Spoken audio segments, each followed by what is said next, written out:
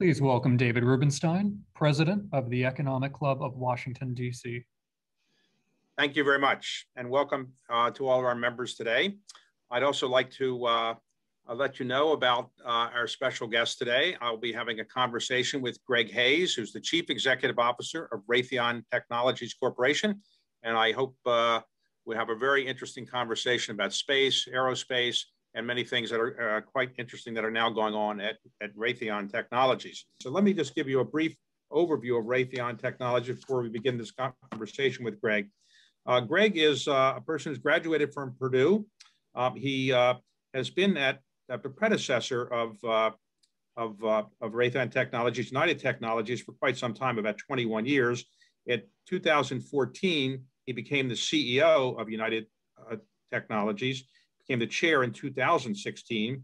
And when the merger occurred that we'll talk about in a moment between United Technologies and Raytheon, he became the CEO of Raytheon Technologies on April of last year. And Raytheon Technologies is a company with about $118 billion market cap, about 195,000 employees, and an annualized run rate now of about $70 billion in revenue. So Greg, thank you very much for taking the time. And so let me ask you at the very beginning, United Technologies seemed to be a pretty good company and Raytheon seemed to be a pretty good company. What was wrong with just staying as independent companies? What was the theory behind the merger? Yeah, the theory behind the merger was you actually need to step back because what really precipitated the discussions between myself and Dr. Kennedy from Raytheon was United Technologies was in the process of splitting itself into three different businesses. We had an aerospace and defense business, which was about $40 billion in sales. And then we had a carrier air conditioning business, and we had Otis elevator business. Not a lot of synergy between those businesses. They all came together back in the 70s when the conglomerate was in vogue. I decided when I became CEO, the best way to unlock the value of the company was to be more focused. So you have a focused elevator business, a focused HVAC business, and a focused aerospace and defense business. So we were right in the middle of that whole process of, I call it the big divorce, trying to separate out the three companies that had been together for a long time. When lo and behold, Dr. Kennedy called me from Raytheon and says, Greg, we need to merge. And I said, Dr. Kennedy, that sounds like a wonderful idea. We talked to Raytheon over the years about becoming part of UTC, but it never worked out. But I said, I'm a little busy. He says, no, we need to do this. And he said, the technology that you have and the technology that we have can change the world forever. And when someone says that to you, you kind of think, okay, maybe. But the more we talked about it, the more we understood the technologies that Raytheon has and the technologies that UTC's aerospace and defense business had, the more sense it made to bring the businesses together. And at the end of the day, in aerospace and defense, scale matters. And the fact is, Raytheon was a $25 billion business. We would have been a $42 billion aerospace and defense business on our own. Bringing the two businesses together made sense because it gave us the ability to invest. It gave us the ability to share technology. And most importantly, the ability to use the talent that we had to come up with very unique solutions for our customers. Right. All right. So you decided to do this merger, but then COVID showed up. And how did you actually get to do the merger? Have you actually moved your headquarters or anything like that yet? Or how's that going? So interestingly, we announced the deal to merge in June of 2019, probably at the apex of the commercial aero market. By the following March, when we were preparing to close, and we actually closed on the 3rd of April, just celebrated our 1-year anniversary this past Saturday, we were all working remotely. And the commercial aerospace business was in a tailspin. And we had to figure out how to do work remotely while keeping our people safe for those people that had to come into the factories, had to come into the offices. And so it was a learning experience. On a typical day of our roughly almost 200,000 employees, we'd have a couple of thousand people working from home. Today, well, within actually 2 weeks of the lockdown, we had over 100,000 people working from home, working remotely. And it was an incredible experience to see how people adapted to these new surroundings. And it's like we never missed a beat. We were able to close on the spins of Otis and Carrier. We were able to complete the merger. We were able to run the business remotely. I was actually joking last summer. Since I had been working remotely for so long, I'm the only Fortune 500 CEO who runs his company as gym shorts, because here we were working remotely, and we put the nice shirts, ties on, and it was a learning experience. So if you stand up now, are you in your gym shorts now? No, I've got a full suit on today, David. Okay. All right. So let me ask you about two parts of your previous company that I've always been interested in. One is the elevator business. And in the elevator business, in the old days, you go in the elevator, you push your button in your floor and you go up and so forth. Now they have these smart elevators. Do they really save energy? Is that really is that what the point of a smart elevator is, saving energy? So energy saving in elevators is not a new concept, but if you think about a building in and of itself, elevators account for less than 3% of energy usage. About 15 years ago, Otis actually developed something called the regen drive, where as the elevator descends from the top floor, the generator runs in reverse and actually stores electricity as it goes down, and then uses that same electricity as it goes up. So we've reduced the energy needed to run an elevator by about half through these regen drives. It's not a huge savings, but every little bit helps as we think about how to get to a net zero economy. I've always been afraid you go in an elevator and sometime when it's going down, maybe something will snap and it goes all the way down too quickly. The chance of that is zero, right? Well, nothing's zero, but if you think about it, Elijah Graves Otis back in the 1860s invented the safety elevator. And the safety elevator, how he demonstrated it they used a rope and pulley system. He had his assistant cut the rope above him and the elevator stopped. And that safety brake is the same design we've been using really for the last 150 years or so, 160 years. It's simply a mechanical device that is held out away from the hoistway. But if power is lost or if it goes too fast, it simply snaps down and it stops the elevator. So probably safer than driving home tonight. Okay, let's talk about the other part of the company you spun out, which was Carrier. During the, I think it was the campaign that President Trump was running for election the first time, I think Carrier was either moving some facility somewhere or another, and he didn't seem too happy. What was that all about? Yeah, that was, I would call that a huge miscalculation on my part. We had been having difficulties with our facility in Indianapolis for a number of years, very inefficient, very old, and not terribly productive, high absenteeism, right? All the things that, problems that we should have been able to solve. But we also saw the need to have a lower cost manufacturing site. And so we had years ago started moving some work down to Mexico. And back in 2018, we made the decision to close down the Indianapolis facility, or at least the manufacturing piece, and move that down to Monterrey, Mexico, with the rest of our operations. Of course, that became a cause célèbre for Trump as during his campaign. Said, I'm going to call up the president of Carrier and we're going to stop that and all that. Interestingly, about a week after he won the election, President-elect Trump then called me and said, I want to thank you. You helped me win the election. And I say, well, sir, it was never my intention. But he said, no, the Carrier issue was great. And he said, but you can't close the factory. And I'm like, well, we're moving the factory. We can keep some work there. And ultimately, we were able to work out a deal with Vice President Pence, who was still the governor of Indiana at the time, to keep a number of jobs there. About 1,300 out of the 2,400 remained. But it was a lesson for me in real politics, I would say, in terms of, we typically make these decisions understanding there's going to be some political ramifications, but I've never had a presidential candidate call me up and say, don't do something. That was a learning for me. Okay, so let's talk about Raytheon Technologies now. You have 4 parts to it, as I understand it. Let's go through what they actually do. What is Collins Aerospace? What do they do? Well, if you think about Collins Aerospace, it's really a combination of a number of different companies we've acquired over the years, but they do almost every system on an aircraft. There is the Rockwell Collins, which does the avionics up in the cockpit. We do electric power generation. We do auxiliary power units. We do wheels and brakes. There are roughly 52 systems on an aircraft.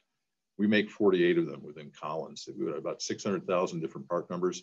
They are, if you think about a 787 today, we make about $10 million of content on each aircraft, all comes from Collins. Okay, so people aren't flying as much as they used to. Does that mean you're not making as many of those parts as you used to? That would be a mild understatement, David. We saw the OEM business drop by about 50% last year. That is Boeing and Airbus's production rates. But more importantly, we also saw, as you all know, 70, 80, 90% decline in commercial air traffic, which means people weren't flying, which means we weren't servicing the aircraft and selling spare parts. And just like the elevator business, the aerospace business goes on the model where you don't make money selling to the OEMs, to the Boeings and Airbus. You make money by servicing your equipment over the 30-year life of the aircraft. And that model got stood on its head last year. Okay, so when do you think commercial air travel will come back? Anytime in the next year or two or three, or what is your projection? Well, I think you really need to think about commercial air travel in the two segments that are really three segments, I would say. There is the domestic in the US, which accounts for a big chunk of worldwide traffic. And about 70% of that is personal travel. 30% is business. We have already seen personal travel start to rebound significantly. You know, pre-pandemic, you got about 2.2 million people a day in the US traveling, going through the TSA checkpoints. Last week, it was about 1.5 million people. So that's coming back relatively quickly as vaccines are rolled out. The business side of the travel equation has been much slower. And again, as most of us are working remotely, we found we don't need to travel as much. The problem for the airlines is that the 70% of the market that's come back is the least profitable. And so the business traveler has to come back before the airlines will really get back to where they were in 2019 domestically. The other part of the problem, of course, is international, which represents, again, a big chunk of travel. You know, today, international travel is still down about 80% from pre-pandemic levels. It's, again, because of the difference in vaccine rollout, it's going to be some time. And we think international travel doesn't fully recover probably until 2023, 2024. So another part of your business is also connected to the airplane world, which is Pratt & Whitney. And as I understand it, Pratt & Whitney is one of the three big engine manufacturers. There's Pratt & Whitney, there's General Electric, and then there's Rolls-Royce. Is that basically it? Yeah. You know, Safran also has a joint venture with GE, which they sell an engine called the CFM56. But yeah, there's the three big ones. GE, of course, is the absolute dominant player here in terms of the installed base. They've got over 30,000 engines out there. Pratt would probably be number two with about 12,000 engines, and then Rolls-Royce somewhat less than that. So it looks like to be in the engine business, you have to have two names: Pratt & Whitney, General Electric, or Rolls-Royce. You can't have just one name, right? So in Pratt & Whitney's case, you manufacture engines. How long does it take to manufacture an actual engine? I see on a big 737 or 777. Does that take a month or a day or half a year? Well, if you want to start, the lead time on an engine is roughly 18 months. And the long lead time, if you can imagine, the heart of the engine is the turbine, which is the hot section of the engine. And we make a metal powder at a facility in New York State, ship it down to a forge that we own down in Georgia, and we make turbine discs. That process alone is about 6 months. Again, everything else, by the time we get all the parts together at our final assembly facility, it's about a week to put it together. It's about 8,000 parts, but it's about an 18-month process, start to finish. Now, recently, I think there was a Boeing 777 had a engine cover fall off and fell out, and fortunately didn't kill anybody or injure anybody, but it obviously could have. And I think some of those planes have been grounded. Do you make the engine cover for the 777 Pratt & Whitney engine, or you don't make that? We do not make the, it's called the cowling. We do, or the aerostructure. We actually don't make that for the 777. We do make it for certain aircraft, but that's not our design. I think people should understand that when we lost the nacelle or the cover, the cowling, that is not supposed to happen if you have an engine that fails for whatever reason. We actually have inside the engine a Kevlar belt that goes around all of the hot sector, the parts that are likely to break off, and they are supposed to contain that energy. Unfortunately, the nacelle, the cowling, didn't work as planned, and so we're working with Boeing now to come up with some redesigns to ensure that doesn't happen again. Well, since none of your nacelles have fallen off, have you suggested that maybe you could make the nacelle for the 777? Has that occurred to you? Unfortunately, the process to build a new nacelle is 3 or 4 years and $500 million. This is for an airplane that is 30 years old. Probably doesn't make a lot of sense. We'll figure out a way with Boeing. Boeing's got some great engineering talent. They'll figure out a way to get this thing. The third part of your company is Raytheon Intelligence and Space. Now, is the space business a great business to be in? It seems like a lot of things are happening in space these days, but is that going to be a great growth business? It is. It's probably our fastest growing segment within all of Raytheon Technologies, and space is multifaceted. There's of course the communication satellites that go up every day. There's the sensing or radar satellites that track weather. There are satellites that we use for national security. We play in every aspect of the space business. And it is continuing to grow. Keep in mind, though, I mean, the Chinese are there, the Russians are there. Space is a crowded place today. And right now, it is expected that they're concerned that there's something called a Space Force, the U.S. Space Force. What will they do, and how will that relate to what you do in space? So the single greatest threat to national security would be a loss of satellite connectivity during a war. If you think about the reliance that you and I and everybody else has on GPS, for instance, and it's not just us, it's airlines, but it's also the Army, the Navy, the Air Force. Everyone relies on GPS for global positioning. We also, of course, rely on it for surveillance. The fear, of course, is in the early days of a war, we would lose all of that. All of our sensing capability, all of our GPS assets, they would all go away. And so the question is, how do you protect those assets, or how do you make them replenishable on a very, very short-term basis? And that's what we're working with the space agent, the new National Space Agency is. How do you defend your space assets? Now, to do all this, you have to have security clearances, so you know what is going on. So, how many people have to have those security clearances? Very limited number of people to get those security clearances in your company, or how do you get that? Well, we've got about 5,000 programs that we work on every day, and about half of those require clearances. And clearances are very difficult to obtain, but it's all on a need-to-know basis. And so there's only a few of us within the company that have access to all of the different programs. Typically what people do is they'll get cleared on an individual program, but they'll have no idea what their neighbor might be working on. But it is the biggest bottleneck in terms of bringing people on, is getting people clearance, and it's hard to do. Now, there's a lot of discussion about going back to the moon. Are you involved with any efforts to get back to the moon or go to Mars? Is that part of what Raytheon does? So we're involved in a lot of different things on the space station, for instance. We've been involved in the Apollo missions. We've done the old Collins business actually did the radio communications from Apollo 11 back to Earth. So we have, again, we're a subsystem supplier to all of the various space programs that are out there. The idea of getting back to the moon by 2024, interesting, but again, the key there is not necessarily to go to the moon, going to the moon for sake. It is to use the moon as a launching point for a final mission to Mars. And the idea is you would mine minerals and extract water, use the water as the basis for fuel to make the journey to Mars.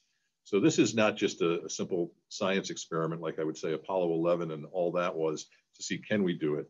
This is really a thought of how are we going to position ourselves to do long-range exploration in space, and the moon is the perfect base for that.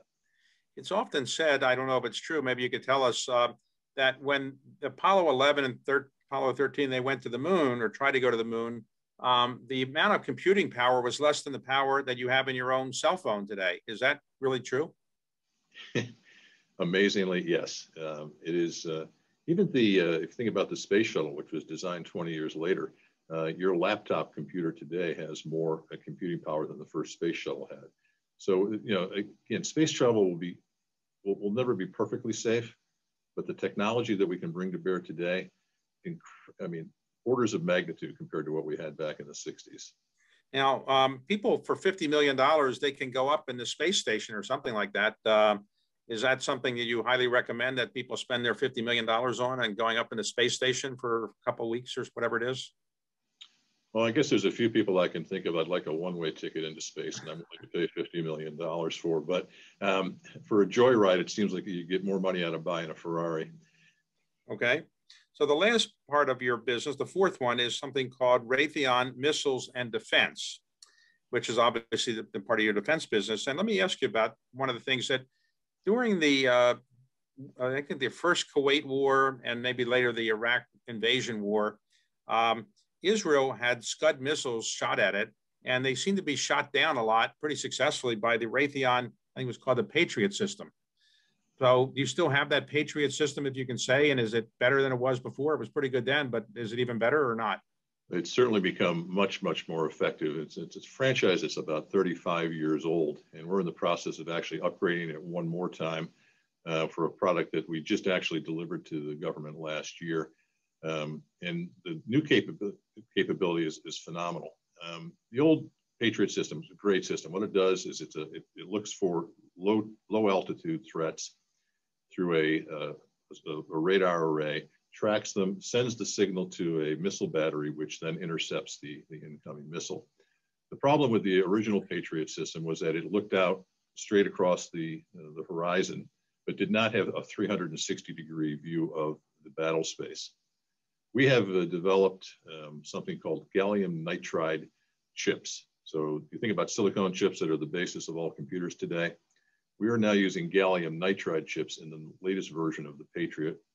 This gives us about 10x the power of the previous Patriot system, allows us to get a 360-degree view of the battlefield, allows us to run much, much faster, and come up with these firing solutions much faster. So, and it's an incredible product, still in service today, will be probably for the next 35 years, but absolutely essential to the nation's defense. So, but I understand that there's no defense yet, maybe not, maybe the Patriot system is, but I thought for intercontinental ballistic nuclear missiles that might be shot from Russia or from outer space, nobody can really intercept them yet. The Star Wars kind of concept that Reagan talked about, there's still no ability to kind of stop those missiles. Is that right? No, we actually, I'll give you a couple of examples. There's something called the THAAD system, which is the Thermal High Altitude Area Defense System, which has been demonstrated to be able to intercept a ballistic missile in space.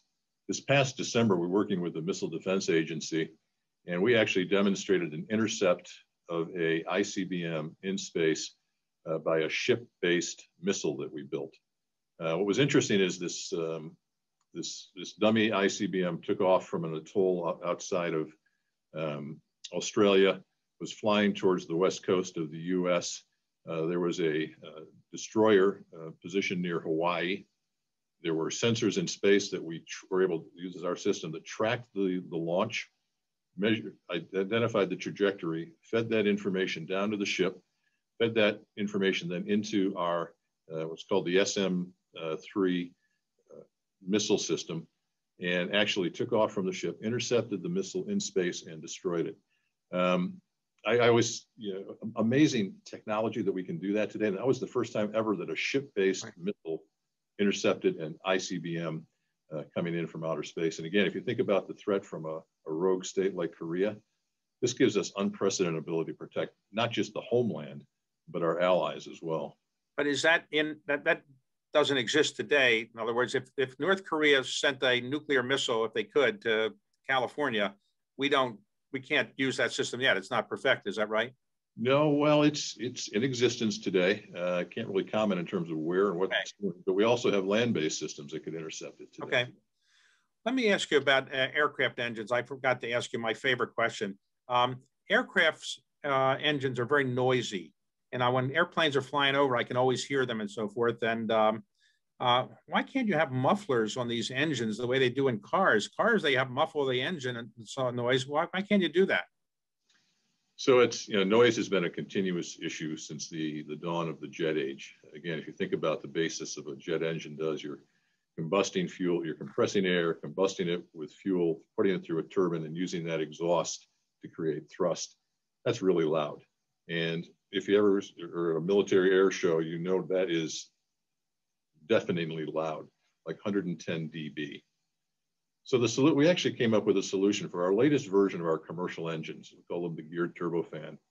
We put a very large diameter fan on the front of a very small engine. And by having that fan do most of the work, provide most of the propulsion, you eliminate the noise associated with the turbine. So we've actually been able to reduce the noise footprint of our current commercial airplanes, this is the A320 family, by about 50%. We've also been able to eliminate about 50% of the emissions and reduce fuel burn by 16, 17%. So there are solutions out there, but the older the engine, the louder it's going to be. So I think I've read recently that you are involved with, or Raytheon's involved with I guess it's called a hypersonic airplane, or a plane that goes 3 times the speed of sound or something like that. Is there anything you can say about that? And will that ever be commercially viable in my expected lifetime? I'm sure you'll live a long time, David, but look, so I think if you think about hypersonics, back in 1958, Pratt Whitney, working with Lockheed Martin, or Lockheed at the time, the Skunk Works, actually developed the SR-71, which was an aircraft used for aerial surveillance that could fly at 3 times the speed of sound, Mach 3. So the technology has been there to fly very fast. The problem, of course, is consumes a lot of fuel and it's very expensive. Fast forward today, we do not have a commercial supersonic aircraft in production anywhere. There is a demand, I'm not sure how big it is, for business jets to have supersonic capability. There's still the problem with the sonic boom and the inability to fly those supersonic airplanes over land. We think we're working with some customers. We think there are some solutions in terms of the way the fuselage is shaped, but I would say we are 10 years away from supersonic commercial travel. Hypersonic, now you're talking about speeds of 5 to 6 times the speed of sound. So think about 3,500 to 4,000 miles per hour. We do not have an aircraft capable of those speeds today, but we do have weapon systems that are capable of reaching hypersonic velocities. And that is, again, if you think about the challenge from the Chinese and the Russians today, is they are actually ahead of us in hypersonics. They have fielded hypersonic weapons that not only can they go very, very fast, but they're also maneuverable, which makes it more difficult to intercept. So our goal is to focus on how do we defend the homeland against hypersonic vehicles. Hypersonic commercial flight, you're better off spending the $50 million and getting the joyride on the rocket, because that's probably the only time you're going to go hypersonic. Well, Vladimir Putin has said publicly a couple of times he has some super new weapon that is going to be better than anything that anybody's ever seen, and we can't defend against it. What is he talking about? Do you know? It is a hypersonic missile, and they have claimed that can travel roughly 6,000 miles an hour, which means you can get around the Earth completely in 4 hours, but almost any target on Earth in less than 2. Now, it's still not as fast as an intercontinental ballistic missile, which of course goes into outer space and then re-enters. But again, it gives you the ability to maneuver on targets and is much less predictable than a ballistic missile. Is it defensible? Absolutely. I think and again, things that we're working on today with directed energy, taking a high-powered microwave energy burst and destroying the electronics in these things is probably the way we're going to have to solve that. Now, when Sputnik was launched, I think in 1957, it was roughly the size of a basketball, more or less.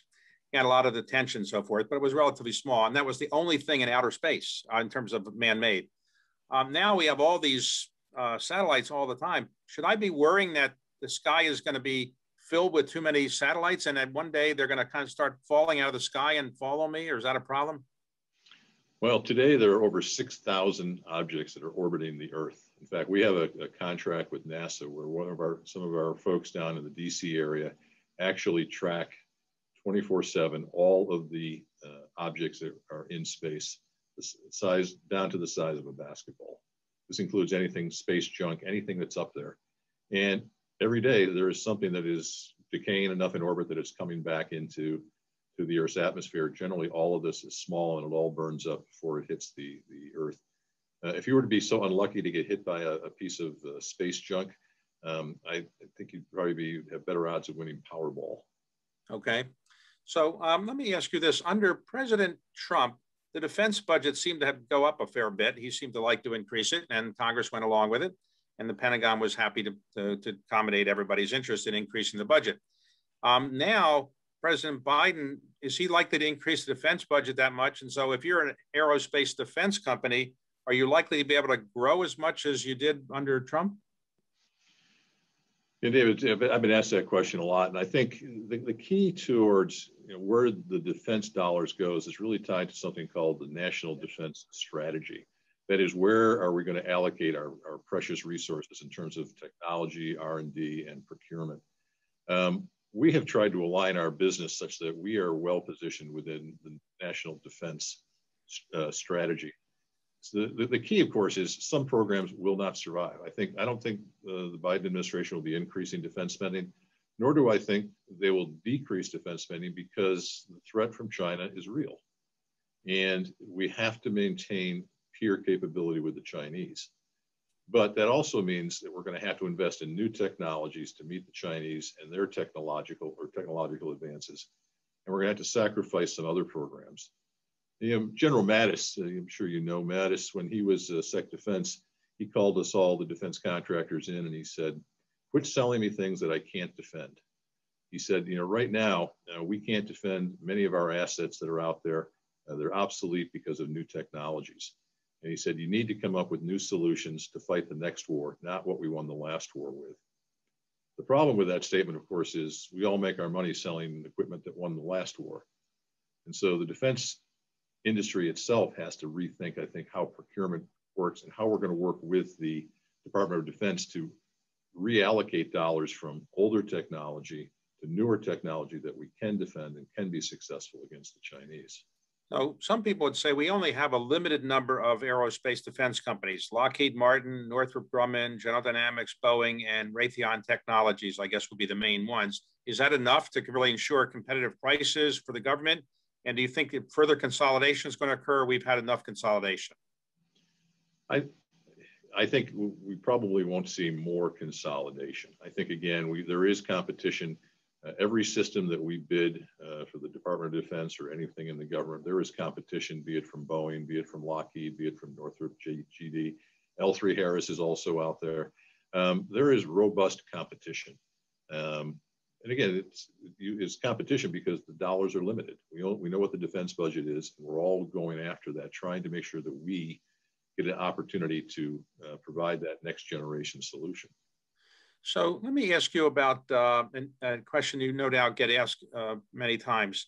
The aerospace defense industry is considered to be, I'd say, a white male kind of industry. You don't see as many women, though there are some female CEOs at Northrop Grumman, and there was at Lockheed Martin, and General Dynamics as well. But as a general rule of thumb, you don't see that many women, and you don't see that many minorities. How is your company dealing with that, the ability to try to recruit more minorities and women into your workforce? Yeah, David, it's a huge challenge. If you think about historically, the leadership within the A&D community came out of the engineering workforce. We have 60,000 engineers, and only 20% of that workforce is female. Less than 10% are people of color, Hispanic, or otherwise people of color diverse. And the problem really starts from the fact that colleges are not graduating women in the same numbers they are men. In fact, about 17% of engineering graduates in the US are women. And so we need to address the pipeline issue. And that's really what our focus is on, is getting girls interested in the STEM sciences or the STEM fields early on. We do that through Girls Who Code. We do that through the Inroads, which is an internship program. We do it through the National Academy Foundation, which is Sandy Wiles' brainchild to invest in inner city youth to get them interested in STEM. But the only way we're going to solve the problem is to solve it at the front end, which is the pipeline. And that's where we're investing dollars. Now, again, we've got some big goals out there for diversity. We're going to double, or by 2030, we signed up for Paradigm for Parity. Half of our female executives will be female. We're going to we've made a goal to double the number of representation of African Americans, of people of color, of Hispanics, Asian, all of that by 2030. And we've actually, for the first time this past year, incentivized our senior executives to hit those specific goals by making that a part of their annual bonus. Never done that before, but the only way we're going to get their attention is if we put our money where our mouth is. So we're focused on it. It's going to take us some time. We've got to build the pipeline. The good news is we're getting there, not fast enough, but if we focus on it for the next decade, we will get there. Well, let me ask you a bit about your background. Somebody who's watching this says, I'd like to be the CEO of Raytheon Technologies. I wonder how you get that job. How did you start out saying, I want to run a big Fortune 500 aerospace defense company? Where did you grow up? And what was your interest when you were in high school? Interesting. So I came from a town, Western New York, outside of Buffalo. I grew up in Williamsville. Very middle class. My grandfather was a plumber. My other grandfather was a machinist at Bell Aerospace, a staunch union guy. And my father, he was graduated from high school, became a draftsman in a furniture company, and later went on to run the company. And he was really the inspiration for, what you can do with hard work and common sense. And so I always tell people that, God gave us all innate talent to do a lot of things, but he doesn't give it to you on a silver platter. You got to be willing to work for it. You got to have the right capabilities, and you got to prepare yourself for it. And so go ahead. I say, when I went off to Cornell, right, and I was playing football, and I thought, this is great. I was going to be a lawyer. Now, not that there's anything wrong with lawyers, David, but I quickly realized after a year at Cornell that the legal profession was not for me. And so I transferred to Purdue University, and I got my degree in economics with a minor in history. Unfortunately, I graduated in 1982, and there were no jobs. Unemployment was double digits at the time. But fortunately, I was able to land myself a job at the public accounting firm. I went to school at night. I got took accounting classes. I got my CPA, and I worked at Arthur Andersen from 1982 to 1989. And that's, pure happenstance. I needed a job. I was willing to learn. And I think, again, that's the lesson, is just take those opportunities when they're out there. So were you a football star in high school and at Cornell, or not so much? Not so much at Cornell. But no, I think, high school, it was a great time in everybody's life when you're playing football, and you're doing well in school, and you get a chance to go off to Cornell University, and it was great. But again, I think the path to this job was never straight. I mean, I went from public accounting to an aerospace and defense company in Rockford, Illinois, called Sunstrand.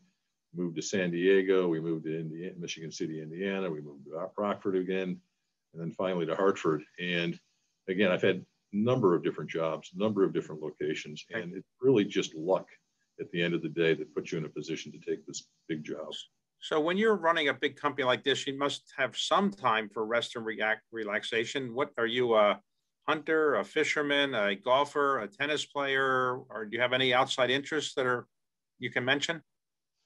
So I'm a lousy golfer, although I do enjoy golfing. I think that's probably most of the CEOs out there.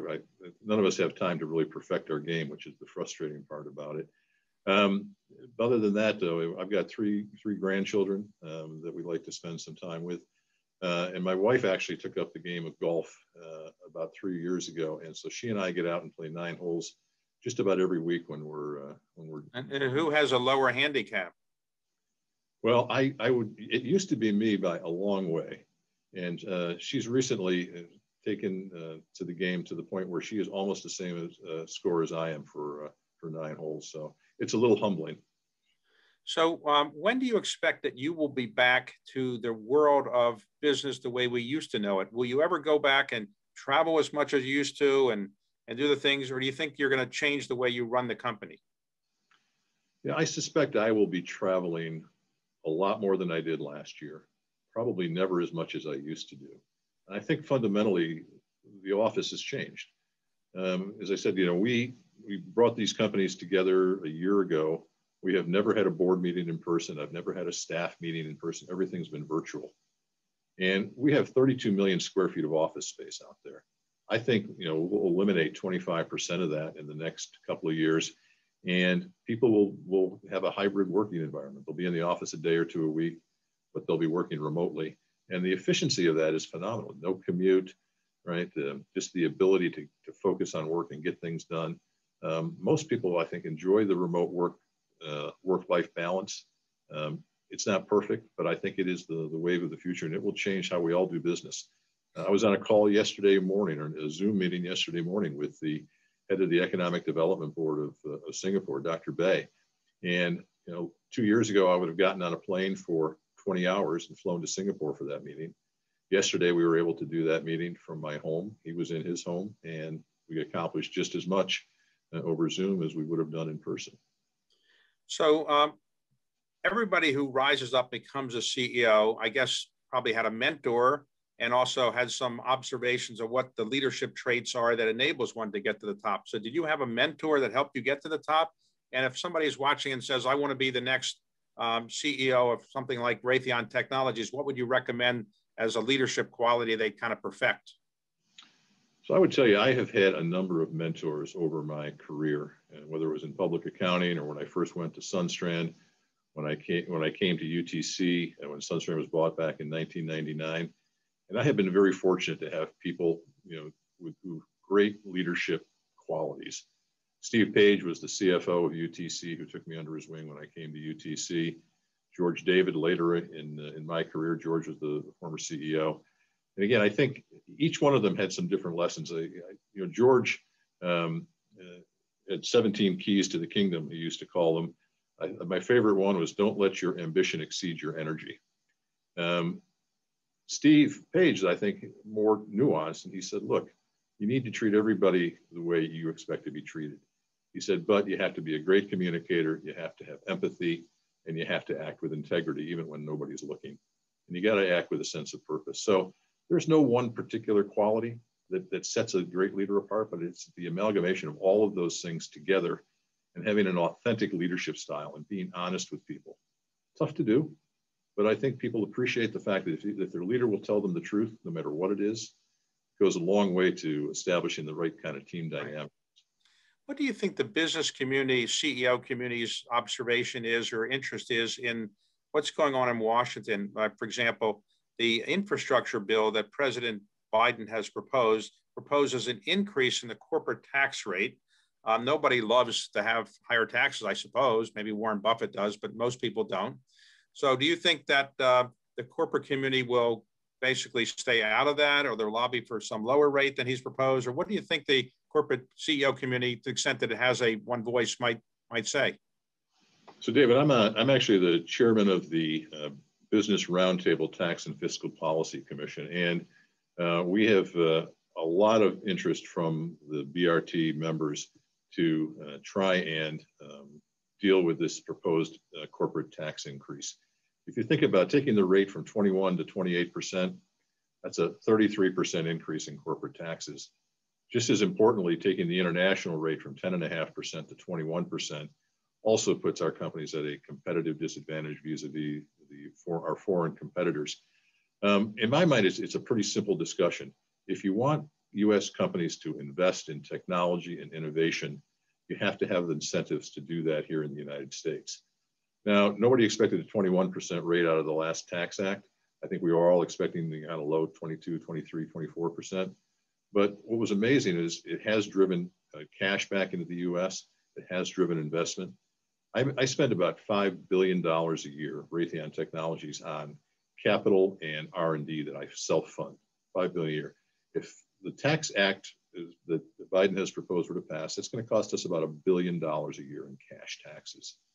That's $1 billion less than I would otherwise invest. So it means I had to reduce my investment budget by 20%. I'm not sure that that's exactly what the president wants to have us do. And so I think, I saw Jeff Bezos came out and said, yeah, we should raise the corporate tax rate. Everybody needs to pay their fair share. That's, again, I guess if you have $180 billion, it's easy to say that. But my shareholders would tell you that, we want to invest smartly, but we have to do it within the confines of what we have available. Now, as you look at the economy, today, it's projected that we're going to grow at 5 or 6% a year this year, which is obviously from a lower base from last year. Are you optimistic about the economy the next year or two, or are you worried about the large level of debt we are incurring, or inflation coming along? What are your concerns, and what makes you optimistic? Well, I think, with unprecedented levels of fiscal stimulus, along with unprecedented accommodative monetary policy that the Fed is promulgating, I think we're going to have growth until the party stops. And that is when we see inflation. And again, inflation's been kind of a bogeyman for the last 40 years. Everybody that grew up in the 70s is deathly afraid of inflation. A little inflation's not a bad thing, but with all this fiscal stimulus, very, very cheap money, I think we are inviting inflation at some point. And the question will be, can we put the brakes on fast enough with the fiscal and the monetary policy to keep inflation at a reasonable level? And it's everybody loves to spend. It's easy to do. It's easy to give money away. I think you're going to see great growth in the economy this year. I think that's going to continue into next year with the spending.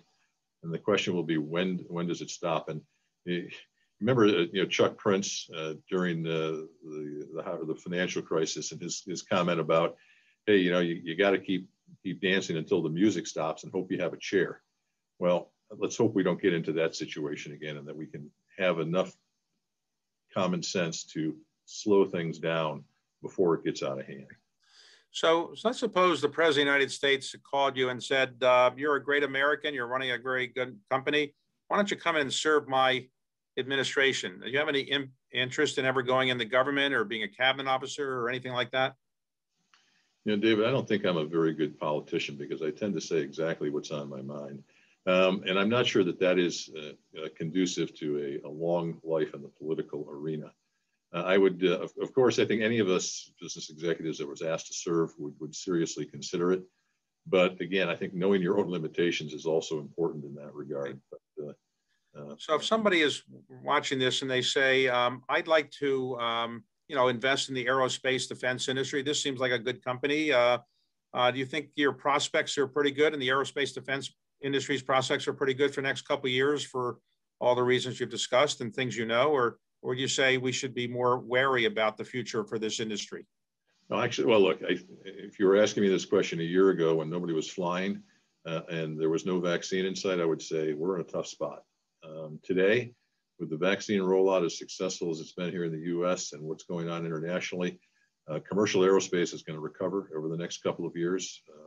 We've taken a lot of cost out of our business, a couple of $2 billion last year, about 20,000 people. That's going to make the business even more profitable as the business comes back. We've got a $70 billion defense backlog. I actually feel great about the technology and the people that we've got. We've got a good hand here for the recovery that's coming. And even with the defense budget in flux, I still feel pretty good about the hand that we've got. So that's not what keeps me up at night. Okay. And I would like to ask you as well about going forward. When employees want to come back to work, but they're not vaccinated, and they don't, for religious or medical or philosophical or whatever reason, they don't want to be vaccinated. Do you know yet how you're going to handle that? It's not an easy issue. It's not. And I think it really, it will depend upon the individual, but we have highly encouraged all of our employees to get vaccinated. In fact, there is a small financial reward that people get for getting vaccinated, kind of a benefit, a healthcare benefit, that they get some additional cash. So we're going to encourage people to get vaccinated. Some of our customers are actually requiring people to be vaccinated before our folks can visit. Those people will have to become vaccinated if they want to continue in their jobs. But what we hope to do is to get at least 80% of our folks vaccinated. And I think once we get to that level, we'll have more or less herd immunity. And again, if someone chooses ultimately for religious reasons or medical reasons not to get vaccinated, we're going to have to respect that. But we're also going to have to make sure we can keep the rest of the employee base safe. So that may mean someone that's not vaccinated is never coming back to the office. A final question I'd like to ask you is, I obviously been in the private equity world for a while, and it's a good world. But let's suppose somebody says, I don't want to be in the private equity world. I want to be in the aerospace defense world. you think that's a good career path for people? And did you have children that went into that business, or your children didn't want to go into this business? Well, I have one of my sons is in the aerospace and defense business. He works at a strategy job. The other son is at PricewaterhouseCoopers. And I would say if you want to be an A&D, it is the most interesting place that you can work, because we are literally changing history with the things that we're doing every day, coming up with solutions that nobody imagined were possible a generation ago. I think this is the most, like, it's not biotechnology, but at the same time, what I tell people is we are defending democracy around the world while connecting the world through commercial aerospace. Those are laudable goals, and I think people can wrap their minds around it. We have no trouble hiring, and we hire thousands of people a year. People want to go do this stuff. It is interesting, it's stimulating, and it gives people a sense of purpose. Okay. Greg, I want to thank you very much for giving us a look at your interesting company and your background, your career. And I appreciate your giving us the time to do this. And I'm looking forward to those engines that are going to be quieter sometime in the near future, right? They're out there already, David. Okay. Right. Thank you so much. Thanks a lot. Bye.